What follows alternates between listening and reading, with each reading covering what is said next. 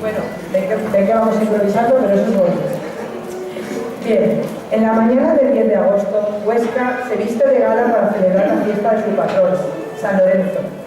Las calles se llenan de albornoza y los danzantes ofrendan sus danzas como lo han visto hacer desde generaciones atrás. Vamos a imaginar que hoy es ese 10 de agosto y nosotros estamos en Huesca. Con ustedes, la Jota de San Lorenzo.